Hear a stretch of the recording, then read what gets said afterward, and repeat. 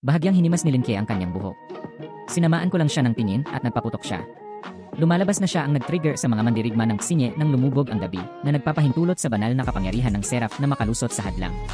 Nang malapit na siyang makipagsanib puwersa kay Old Zhao para talunin ang kalaban, pinigilan siya ni Old Zhao gamit ang kanyang espada at itinulak siya sa isang tabi. Magsasalita pa sana si Linke nang bigla niyang napansin ang mga sugat ni Zhao Kongchen. Ang kanyang mga buto at meridian ay nabali at ang kanyang mga laman loob ay nasira. Umiti si Zhao Kongchen at sinabing, "Isang strike, bibigyan kita ng isa pa." Hindi pa huli ang lahat para tulungan ako pagkatapos nito. Dahan-dahang humakbang si Zhao Kongchen, huminga ng malalim at mahigpit na hinawakan ang hilt ng kanyang espada. "Boy, panoorin mong mabuti ang strike na ito. Ito ay magiging isang kamanghamanghang strike." Ang buwan ay kumislap at sa biglaang paglitaw ng isang higanteng pulang gasuklay, ang ulo ng Destruction Kin ay naputol at si Zhao Kongchen ay bumagsak ng diretsyo sa lupa. Hinawakan niya ang artikulo at mahinang ngumiti. "Not bad. At least nakaranas ako ng kaunting lakas bago ako mamatay. Yale, nagawa ko na." Itinutok niya ang kanyang espada patungo sa kailaliman, na bahiran ng dugo ang langit. Napaluha si Linke. "Napakagwapo ng hampas ng kutsilyong iyon. Mas gwapo pa sa kahit sinong nakita ko. Pwede mo ba akong turuan?" "Teka." Habang tinatapos ni Linke ang kanyang mga salita, tuluyang nawala ang galit ni Old Zhao. Habang si Linke ay nagbabantay sa kanya, ang ulo ng Ghostface King sa malapit ay biglang pumutok at isang pulang gagamba ang gumapang palabas. Gayunpaman, kahit na noon, bumubulong pa rin si Linke, "Wala akong utang na loob sa iba. Ibinigay mo sa akin ang buong mundo mo, ngunit ano ang magagawa ko para sa'yo?" Samantala, dahan-dahang tumayo ang Ghostface King sa likod ni Linke. Biglang hinugot ni Linke ang kutsilyo ni Old Zhao at tumingin sa Ghostface King. Ang mga mata ni Wang Shi ay nagliliyab ng gintong apoy. Dahil sa bilis ng Xinye Dancer, si Linke ay tila naging multo na iniiwasan ang pag-atake ng Ghost Destruction ng paulit-ulit. Pagkatapos ng dose-dose ng mga pag-atake, ang kanyang ekspresyon ay nagyelo, itinaas niya ang kanyang kamay at mabangis na sinaksak ang gagamba na naninirahan sa katawan ng Ghostface King dahil ito ang kanyang tunay na anyo. Gayunpaman, masyadong malaki ang agwat sa pagitan ng dalawa. Ang pag-atake ni Linke ay maaari lamang mag-iwan ng kaunting sugat, ang hampas niya ng espada ay walang kakayahang pumatay. Inis niyang tabak ang kanyang espada, 10 beses na sinaksak pagkatapos ay 1,000 beses. Buong lakas, paulit-ulit niyang sinaksak ang mukha ng multo, nagmamasid. Nang makita ang kanyang katawan na gumuho, inipon niya ang kanyang lakas para sa isang huling suntok. Kaagad, isang pagsabog ng gintong liwanag ang sumabog at ang katawan ng demonyo ay naglaho. Pagkatapos nito, itinali niya ang espada ni Lao Zhao sa sarili niyang katawan, pagkatapos ay binuhat ang katawan ni Lao Zhao sa kanyang likod. Nanunumpa ng may determinadong tingin, "Iniligtas mo ang buong mundo ko. Bilang kapalit, poprotektahan ko ang mundo mo sa loob ng 10 taon." Matapos maglakad sa hindi malamang tagal, dumating ang iba pang miyembro ng Night Watch. Nang makita ang katawan ni Lao Zhao, lahat sila ay natigilan. Sa sandaling ito, ang mga luhang may halong patak ng ulan ay dumaloy sa kanyang mukha. Buong lakas, sumigaw siya sa langit, ipapaalis ni Junior Linke si Zhao Kongchen. "General, papasok na ako sa paralan." Kinabukasan, sa opisina ng Night Watch, ikinuwento ni Linke ang pagkamatay ni Lao Zhao at ipinaliwanag na siya ang tagapagsalita ni Seraph Michael at gustong sumali sa Night Watch sa loob ng 10 taon. Hearing this, Salant remarked, "The Night Watch isn't a community volunteer organization. Once you join, you can't leave. So, ang pag-alis mo ay depende sa kung may kakayahan kang gawin ito." Kumpiyansa na umiti si Linke. "Kung hindi ako makaalis pagkatapos ng 10 taon, kasalanan ko." Nang marinig ang gayong mga mapagmataas na salita, si Chen Moye ay ngumiti ng may alam. "Kung ganoon, isusumite ko kaagad ang iyong aplikasyon sa mga nakatataas at magsisimula ang formal na pagsasanay sa 1 buwan." Sa natitirang bahagi ng araw, nanatili si Linke sa bahay ni Hongming kasama si Sixiaonan. Sa panahong ito, nakatanggap si Linke ng 1 taon na paunang sweldo at ipinahatid ito ni Kapitan Chen Moye sa kanyang tiyahin na nagpapaliwanag kung bakit hindi siya uwi. Hindi nagtagal, nakatanggap siya ng tawag mula sa kanyang tiyahin. Ang tiyahin sa kabilang linya ay nag-aalala, nagalit at gumaan ang loob. Nagulat siya na hindi siya dumating para pag-usapan ang isang seryosong bagay gaya ng personal na pagsali sa hukbo. Inaliw siya ni Linke at nagpaliwanag ng mahabang panahon, sa wakas ay napanatag siya. Nang araw din iyon, sa kanyang panaginip, bumalik si Linke sa mental hospital. Nang makita siyang nanlulumo, inalok ni Nix na ibigay sa kanya ang kanyang bracelet. Ngunit nang abutin niya ito, nalaman niyang wala na ito. Matapos ang mahabang sandali ng pagmumuni-muni, sa wakas ay naalala ni Nix. Siya ay naakit ng isang batang babae, mga 12 o 13 taong gulang. Natalo siya sa isang paligsahan sa paglikha, kaya ibinigay niya ang pulsera sa babae. Nang marinig ito, nagulat si Linke. Ang isang maliit na batang babae ay maaaring talagang malampasan ang diyosa ng gabi sa paglikha, ngunit hindi nagtagal ay nakakuha siya ng isa pang palatandaan sa kanyang mga salita. Baka may ibang pumunta dito bago siya. Tumango si Nix. Parang naiinip siya, sabi niya.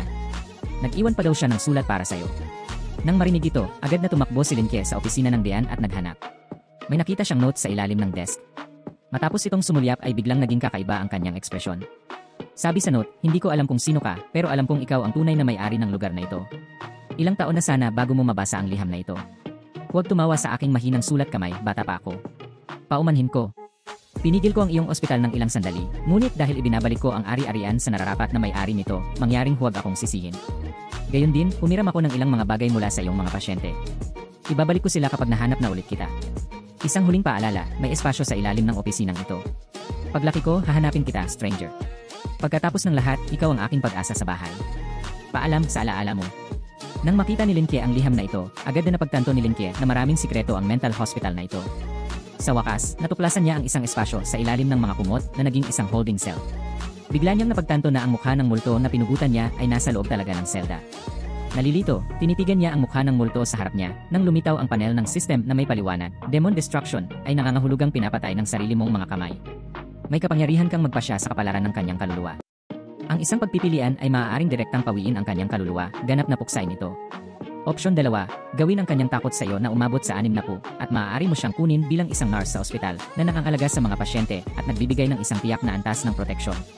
Matapos basahin ang paliwanag, sa wakas ay naunawaan ni Linke na ang mental hospital na ito ay nagtataglay din ng kakayahang magnakaw ng mga kaluluwa. Sa pamamagitan ng pagpatay sa isang kaluluwa gamit ang kanyang sariling mga kamay, maaari niya itong ikulong para sa kanyang sariling paggamit. Kung pumatay siya ng isang tunay na Diyos, maaari niyang magiging biglaan kaya ito. Ang dagundong ng Demon Destruction ay sumabad sa kanyang iniisip. Pagkatapos ay sumabog si Linke gamit ang kapangyarihan ng Seraph.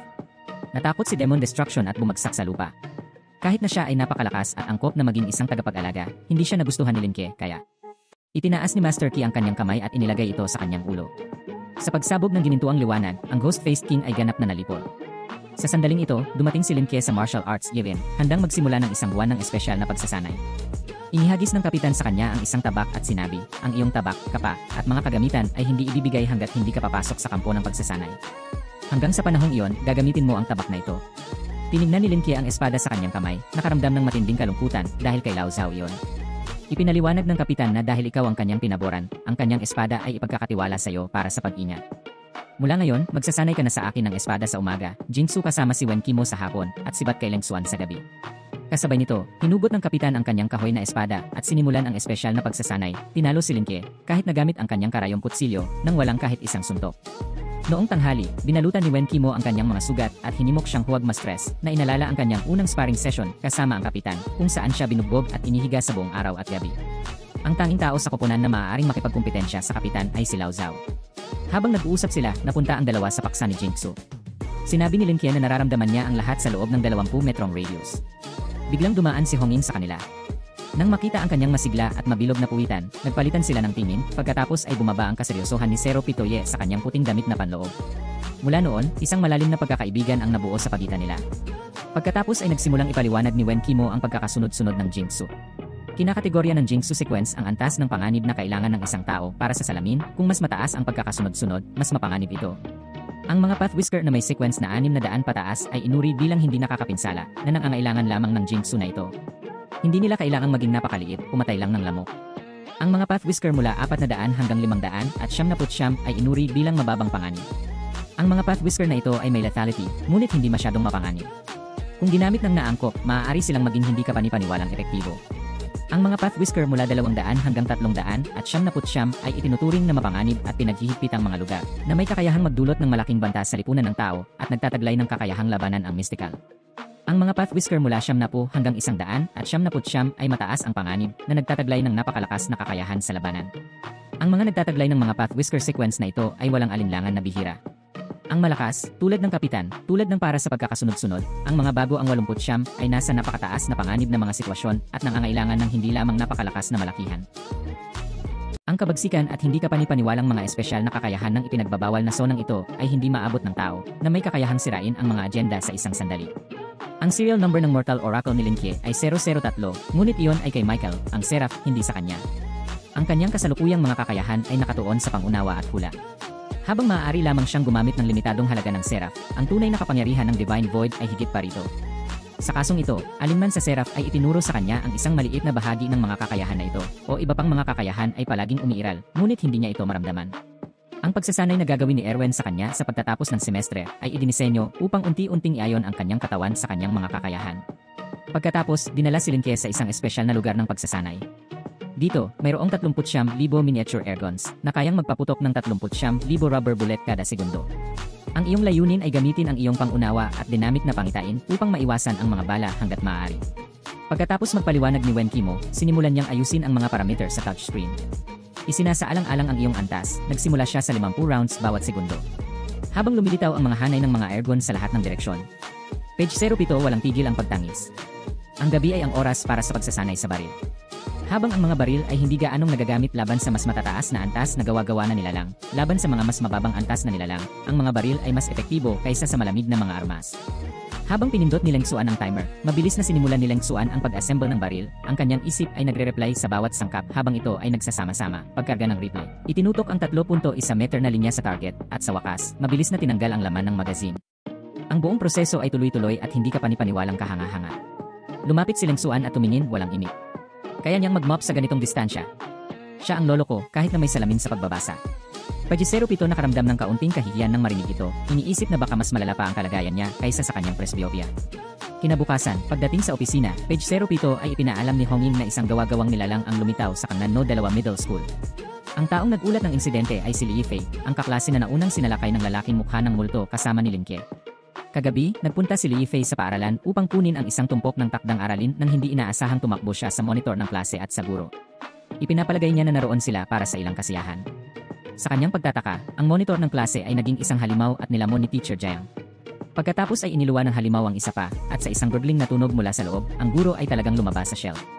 Sa sobrang takot ni Li Yifei ay nagtago siya sa ilalim ng podyum at hindi nangahas na humina hanggang madaling araw.